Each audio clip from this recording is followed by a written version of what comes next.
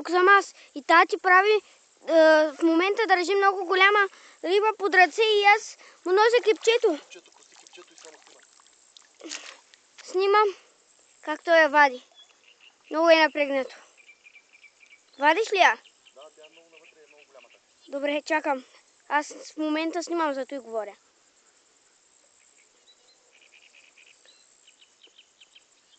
Виждате как на тати въдицата се огъва.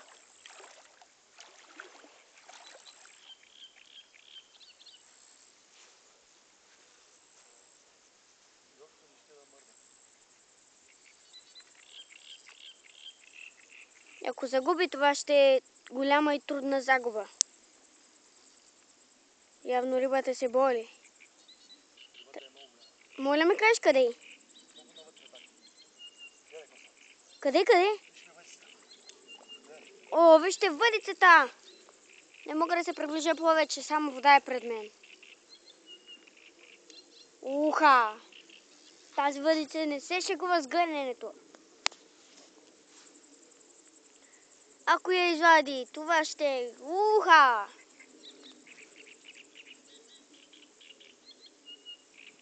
Уау! Моята плувка нищо не прави. Зато и гледам тати. Давай, тате, само ти!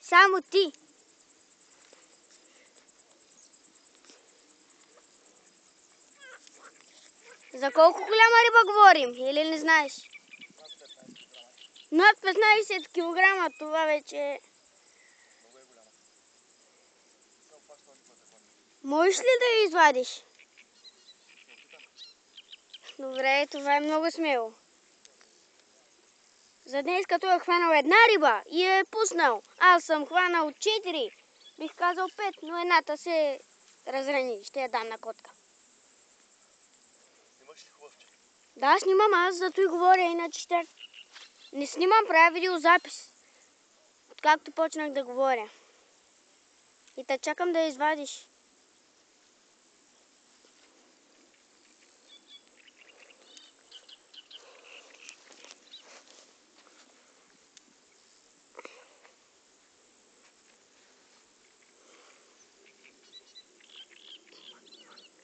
Това е голяма борба между въдица, риба и човек.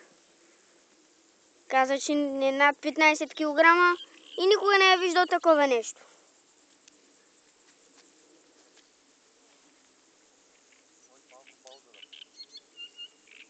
Що? Майко.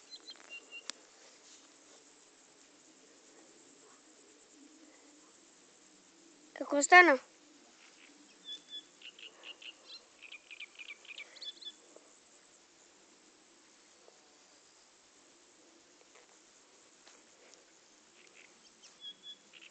Надалеч ли е много рибата?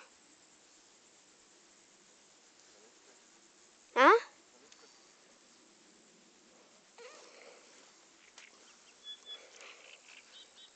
Говорим за много голяма риба. Чухте го всички. Много голяма риба. Тук говорим за много голяма риба. А? Тук е шляпа наблизо е. Виждате ли аз? Да. Леле, наистина шляпа наблизо. Давай, измъкни я, измъкни я! А? Как шляпа? Ма какво да направя аз? Ма ти как с тази въдица ще го взимаш?